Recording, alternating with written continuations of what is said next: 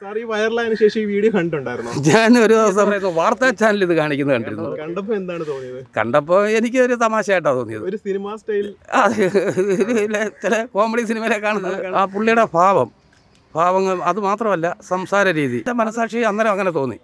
അതുകൊണ്ട് ഞാൻ ഫൈൻ ചെയ്തില്ല. അല്ലെങ്കിൽ തീർച്ചയായിട്ടും ട്രിപ്പിൾ വന്നതിന് 1000 രൂപയും ഹെൽമെറ്റ് വയ്ക്കാത്തതിന് 500 വെച്ച് 1500 2500 രൂപ ഫൈൻ ചെയ്യും. സാറേ നമസ്കാരം.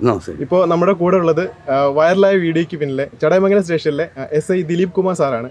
സാറേ ആ ഒരു വൈറലായ വീഡിയോയുമായി ബന്ധപ്പെട്ട് എന്താണ് കൂടുതലായിട്ട് പറയാനുള്ളത്? അപ്പം അന്ന് ഈ മഞ്ഞപ്പാറ ഭാഗത്തേക്ക് ഞാനും പാർട്ടിയും പട്ടോൾ സഞ്ചരിച്ച് പോകുമായിരുന്നു.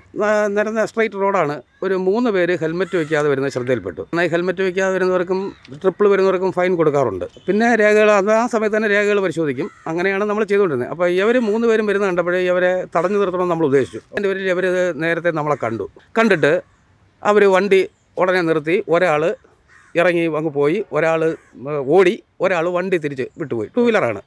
അപ്പം സ്വാഭാവികമായിട്ട് നമ്മൾ വണ്ടി വിട്ടുപോയ വണ്ടികളെ ചേസ് ചെയ്യുന്ന പ്രശ്നമില്ല. നമുക്ക് നമ്പർ കിട്ടുക എന്നുള്ളതാണ് പ്രശ്നം. നമ്പർ കിട്ടിക്കഴിഞ്ഞാൽ ക്രൈം ഡ്രൈവിൽ കയറി നമുക്ക് ആരുടെയും അഡ്രസ്സും RC owner address phone number എല്ലാം അതിനകത്ത് കിട്ടും.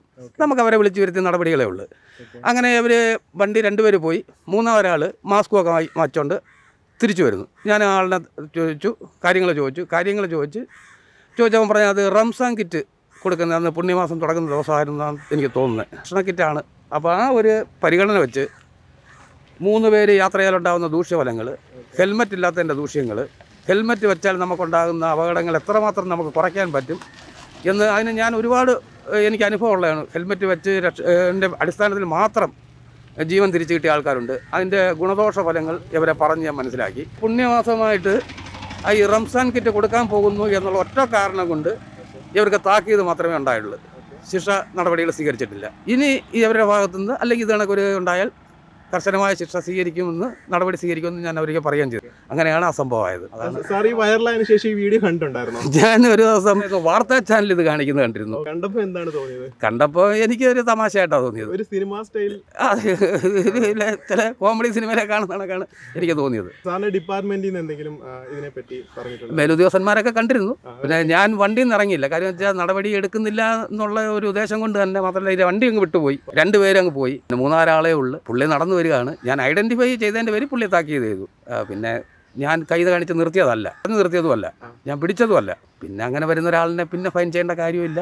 അതിനേക്കാൾ ഉപരി ഈ റംസാൻ കിറ്റും കൊണ്ട് പോയതാണ് ആ ഒരു നടപടിയിൽ നിന്ന് ഒഴിവാകാനുള്ള പ്രധാനപ്പെട്ട കാരണം. കയറ്റം കയറി വരുമായിരുന്നല്ലോ സാറിന്റെ വണ്ടി. അപ്പോൾ ഇവരെ ഫസ്റ്റ് ടൈം തന്നെ കണ്ടിരുന്നു, ഇവർ ട്രിപ്പിൾ അടിച്ച് വരുന്നത് കണ്ടിരുന്നു. നമ്മൾ ഈ പോകുമ്പോൾ നമ്മളെ ശ്രദ്ധ മൊത്തം പരിസരമാണല്ലോ. നമ്മൾ ഈ വണ്ടിയിലിരുന്ന് അല്ലേ നമ്മൾ പോകുമ്പോൾ സൈഡ് നേരെ ട്രിപ്പിൾ വരുന്നുണ്ടോ, ഹെൽമെറ്റ് വയ്ക്കാതെ വരുന്നുണ്ടോ, അങ്ങനെ എന്തെങ്കിലും ഒഫൻസ് നടക്കുന്നു എന്നാണ് നമ്മളെ പ്രധാനപ്പെട്ട നമ്മളെ കണ്ണത് തന്നെ, കണ്ണും ശ്രദ്ധ അത് തന്നെ ആണ്.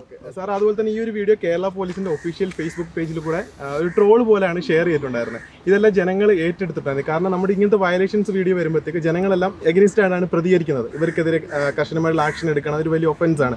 പക്ഷേ ഈ ഒരു വീഡിയോയിൽ ഈ ഒരു ചേട്ടൻ വളരെ നിഷ്കളങ്കമായ രീതിയിലാണ്, ജനങ്ങൾ ഇതൊരു തമാശ രീതിയിലായിരുന്നു എടുത്തിട്ടുണ്ടായിരുന്നത്. അപ്പോൾ സാർ ആ ഒരു സമയത്ത് എന്താണ് തോന്നിയത്? എനിക്ക് ആ സമയത്ത് തോന്നിയത് ആ പുള്ളിയുടെ ഭാവങ്ങൾ അത് മാത്രമല്ല സംസാര രീതി ഇതായിട്ട് എനിക്ക് തോന്നിയില്ല. അത് പുള്ളി ഒരു നിഷ്കളങ്കമായ ഈ പറഞ്ഞ കണക്കന്നെ നിഷ്കളങ്കമായ ഭാവത്തിൽ സത്യസന്ധമായിട്ട് പറഞ്ഞു. സത്യസന്ധതയാണ് അവിടെ ഞാൻ മുഖ്യമായിട്ടും വിലക്കെടുത്തത്. റംസാൻ കിറ്റ് തൊട്ടപ്പുറത്ത് വാഹനമുണ്ട്. ഞാൻ അപ്പോഴവിടെ ചെയ്യുന്നത് ശരിയല്ല എന്ന് എൻ്റെ മനസാക്ഷി അന്നേരം അങ്ങനെ തോന്നി. അതുകൊണ്ട് ഞാൻ ഫൈൻ ചെയ്തില്ല. അല്ലെങ്കിൽ തീർച്ചയായിട്ടും ട്രിപ്പിൾ വന്നതിന് 1000 രൂപയും ഹെൽമെറ്റ് വയ്ക്കാത്തതിന് 500 വെച്ച് 1500 2500 രൂപ ഫൈൻ ചെയ്യേണ്ടതായിരുന്നു. പക്ഷേ ഈ ഒരൊറ്റ കാരണം കൊണ്ടും നിഷ്കളങ്കമായ മറുപടി കൊണ്ടും 2 പേരും പേടിച്ചിട്ടാണ് പോയെന്ന് പറഞ്ഞു. എന്തായാലും ഭാഗ്യത്തിന് അവർ പേടിച്ചിട്ട് പോയിട്ട് അപകടമൊന്നും ഉണ്ടാകാഞ്ഞത് ദൈവത്തിന് കടപ്പാടുണ്ട്. നമ്മളോടൊപ്പമുണ്ട്. അദ്ദേഹത്തിന്റെ പേര് അഫ്സൽ എന്നാണ്. അദ്ദേഹം ഒരു വാർഡ് മെമ്പർ കൂടിയാണ്. ആ ഒരു സംഭവത്തിന് ശേഷം സാർ ഇപ്പോഴാണ് അദ്ദേഹത്തെ നേരിട്ട് കാണുന്നത്? അതിനുശേഷം അദ്ദേഹത്തിന് നേരിട്ട് കാണുന്നതാണ്. അന്ന് ഞങ്ങൾ തമ്മിൽ സംസാരിച്ചിരുന്നു. അപ്പോൾ അദ്ദേഹം ഒരു പൊതുപ്രവർത്തനമെന്ന് പറഞ്ഞിരുന്നു. അപ്പോൾ ഞാൻ പറഞ്ഞു പൊതുപ്രവർത്തകരാണ് നിയമം ഏറ്റവും കൂടുതൽ നിയമപാലകരും പൊതുപ്രവർത്തകരുമാണ് നിയമം പാലിക്കേണ്ടത്. നമ്മൾ തന്നെ നിയമം ലംഘിക്കുകയാണെങ്കിൽ വേലി തന്നെ വിളവ് തിന്നുന്നതിന് സമമായിരിക്കും എന്ന് ഞാൻ അദ്ദേഹത്തിനോട് പറയുകയും ചെയ്തിരുന്നു. അർഹിക്കുന്ന ഗൗരവത്തിൽ ഉൾക്കൊള്ളുകയും ചെയ്തു. ഇത്തരത്തിലുള്ള സംഭവം നേരത്തെ സാറിന്റെ എക്സ്പീരിയൻസിൽ ഉണ്ടായിട്ടുണ്ടോ? പല തവണ ഉണ്ടായിട്ടുണ്ട്. ആ സംഭവങ്ങൾ ഇങ്ങനെ റേഡിയേഷൻ കഴിഞ്ഞ് വരുന്നവരെ നമുക്ക് ഇങ്ങനെ ഞാൻ കൈ അണിച്ച് നിർത്തിയിട്ട് വിടേണ്ടി വന്നിട്ടുണ്ട്. കിഡ്നി പേഷ്യൻസിന് വിടേണ്ടി വന്നിട്ടുണ്ട്. പിന്നെ കള്ളം പറഞ്ഞു വരുന്ന ഒരുപാട് ആൾക്കാരുണ്ട്, നമുക്കറിയാം ആ സംസാര രീതി, മരണമാണ് അങ്ങനെയൊക്കെ പറഞ്ഞിരുന്നത്. അവർക്കൊക്കെ ഫൈൻ കൊടുക്കാൻ നോട്ടീസ് കൊടുക്കാറുണ്ട്. സത്യസന്ധമായിട്ടുള്ള കാരണങ്ങൾ നമ്മുടെ അനുഭവത്തിൽ നിന്ന് തന്നെ നമുക്കറിയാം യാഥാർത്ഥ്യമാണെന്ന്. അങ്ങനെയൊക്കെയുള്ളവരെ ഒഴിവാക്കാറുണ്ട്. ഓക്കെ, സാറിൻ്റെ ഈ ഒരു നടപടി ജനങ്ങളുടെ കയ്യിൽ നിന്ന് പോലീസിനും കയ്യടി നേടുകയാണ്. കാരണം ഇത്തരത്തിൽ സംഭവം ഉണ്ടാകുമ്പോൾ കർക്കശമായിട്ടാണ് പോലീസ് അതിലേക്ക് നടപടികളിലേക്ക് കാര്യങ്ങൾ പോകുന്നത്. പക്ഷേ സാർ ഇത് ബോധവൽക്കരണത്തിൻ്റെ ഭാഗമായിട്ട് അവർക്ക് നല്ല വാണിംഗ് പോലെ തന്നെ അവരെ ഉപദേശിച്ചിട്ടാണ് വിട്ടിട്ടുണ്ടായിരുന്നത്. തെങ്ങിനും കവുങ്ങിനും ഒരേ ലാപ്പിട്ട് കയറരുതെന്ന് പറയുന്നുണ്ട്. ഇപ്പോഴും നമുക്ക് പോലീസിന് ഒരു കടുംപിടുത്തം നിയമത്തിൻ്റെ വരെ തന്നെ നിൽക്കാൻ പറ്റത്തില്ല. പക്ഷേ ചില സാഹചര്യത്തിൽ നമ്മൾ ചില വിട്ടുവീഴ്ചകളൊക്കെ ചെയ്യേണ്ടി വരും. അത് നടപടിക്രമത്തിൻ്റെ ഭാഗമാണ്. അത് അല്ലെങ്കിൽ ഈ പ്രസ്ഥാനം മുന്നോട്ട് പോകത്തില്ല. ജനങ്ങളോട് എന്താണ് സാറിന് പറയാനുള്ളത്? ജനങ്ങളോട് പറയാനുള്ളത്, എൻ്റെ ഇത്രയും വർഷം സർവീസിൻ്റെ അനുഭവത്തിൽ ട്രിപ്പിൾ പോകരുത്. വണ്ടിക്ക് ഇൻഷുറൻസ് നിർബന്ധമായിട്ടുണ്ടായിരിക്കണം. ബാക്കി എന്തെങ്കിലും നമുക്ക് ഫൈൻ കൊടുക്കാം. ഡ്രൈവർക്ക് ലൈസൻസ് അല്ലെങ്കിൽ റൈഡർക്ക് ലൈസൻസ് നിർബന്ധമാണ്. അത് കുടുംബത്തിനോടും ചെയ്യുന്ന ഒരു കടപ്പാട് ഉത്തരവാദിത്തമായിരിക്കും. ലൈസൻസോ ഇൻഷുറൻസോ ഇല്ലാത്ത ഒരാൾ വണ്ടി വിടും. അത് കണക്ക് തന്നെ ഞാൻ ഈ ലോക്ക്ഡൗൺ സമയത്ത് കണ്ടതാണ്, ഒരു BMW കാറാണെന്ന് തോന്നുന്നു. അതിനകത്ത് ഒരാൾ സ്കൂട്ടർ കൊണ്ടുവന്ന് ഇടിച്ചിട്ട് അയാൾ തിരിച്ച് ചെയ്യാണ്ട് ഈ പോസ്റ്റിൻ്റെ പകുതി ഉയരത്തോളം പോയിട്ട് വണ്ടിയുടെ മേളിൽ വന്ന് വീണിട്ട് അയാൾ ബോണറ്റിൽ ബോണറ്റിൽ നിന്ന് താഴെ വീണു. ആ വണ്ടിയുടെ സീറ്റ് എയർ ബാഗ് കാറിൻ്റെ പൊട്ടി. പക്ഷേ സ്കൂട്ടറുകാരന് മാരകമായ പരിക്കുകളൊന്നും പറ്റിയില്ല. ഹെൽമറ്റ് ഉണ്ടായിരുന്നു, ചിൻസ്ട്രാപ്പിട്ടിരുന്നു. എനിക്ക് സമൂഹത്തിനോട് പറയാനുള്ളത്, ഇരുചക്ര വാഹനക്കാർ നിർബന്ധമായിട്ടും ഇൻഷുറൻസ് ഉണ്ടാകണം, ലൈസൻസ് ഉണ്ടാകണം, ഹെൽമറ്റ് വെച്ചിരിക്കണം. ഹെൽമറ്റ് വെച്ചാൽ മാത്രം പോരാ, പോലീസിനെ മറ്റുള്ളവരെ പറ്റിക്കാൻ വേണ്ടി വെച്ചാൽ പോരാ, ടൈറ്റ് ചെയ്ത് ചിൻസ്ട്രാപ്പിടണം. ഹെൽമറ്റ് താടി മറഞ്ഞ ഹെൽമറ്റ് ആയിരിക്കണം എന്നാണ് എനിക്ക് എല്ലാവരും പറയാനുള്ളത്. 4 ചക്ര വാഹനം ഓടിക്കുന്നവർ നിർബന്ധമായിട്ട് സീറ്റ് ബെൽറ്റ് എടുക്കണം. ഇവിടെ മേൽ ഇപ്പം എന്തെങ്കിലും നടപടി കാര്യങ്ങളിലേക്ക് ഒന്നും പോകുന്നില്ല. യാതൊന്നും പോലെ അവരെ ശരിയായിട്ട് ബോധവൽക്കരിച്ച് അവരത് ഉൾക്കൊണ്ട് ഇവരിത് പല ആളുകൾക്കും അടുത്തും പറയണം. ഇവരുടെ ബന്ധുക്കൾ, വീട്ടുകാർ, സുഹൃത്തുക്കളോടെല്ലാം ഇവർ പറയണം, നിർബന്ധമായിട്ടും നിങ്ങൾ ഇത്രയും കാര്യങ്ങൾ പാലിക്കണമെന്ന്. ഇവർ തന്നെ ഇത് ഒരു ഏറ്റെടുക്കണം, ഒരു ക്യാമ്പയിനായിട്ട്. അതാണ് എനിക്ക് അവരോട് പറയാനുള്ളത്. അഫ്സലിക്ക എന്തെങ്കിലും പറയാനുണ്ടോ? 2 വാക്ക്. ഇപ്പോൾ സാറിൻ്റെ ഒപ്പം നിൽക്കുകയാണ്, നിങ്ങൾ ആ സംഭവത്തിന് ശേഷം ഇവരെ ആദ്യമായിട്ടായിരിക്കും കാണുന്നതെന്ന് തോന്നുന്നല്ലേ?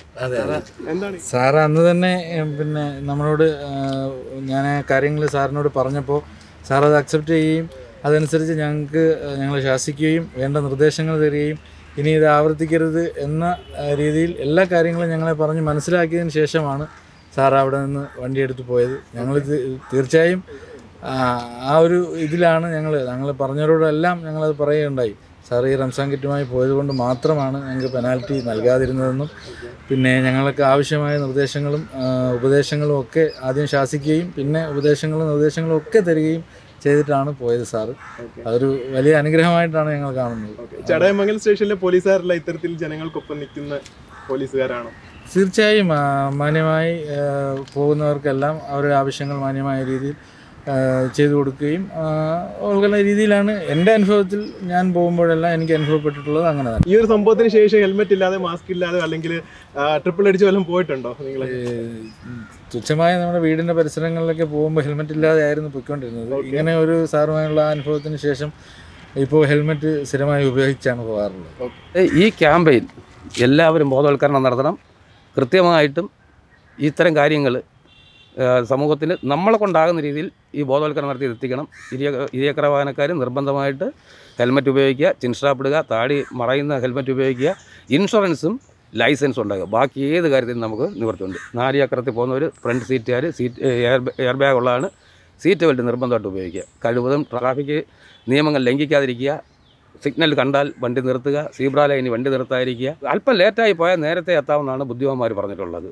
അതുകൊണ്ട് റോഡിൽ ട്രാഫിക് ഗതാഗത നിയമങ്ങൾ കൃത്യമായും എല്ലാ വ്യക്തികളും പാലിച്ചാൽ നമുക്ക് വിലപ്പെട്ട പല ജീവനും രക്ഷിക്കാൻ കഴിയും. എനിക്കിത് മാത്രമേ പറയാനുള്ളൂ. ഓക്കെ, വളരെ നന്ദി സാർ ഞങ്ങളോട് പ്രതികരിച്ചതിന്. സാറ് ഡ്യൂട്ടി ടൈമിലാണ്. സാറിൻ്റെ വിലപ്പെട്ട സമയം ഞങ്ങൾക്ക് വേണ്ടി മാറ്റിവെച്ചതിൽ വളരെ നന്ദിയുണ്ട്. Thank you so much. Welcome.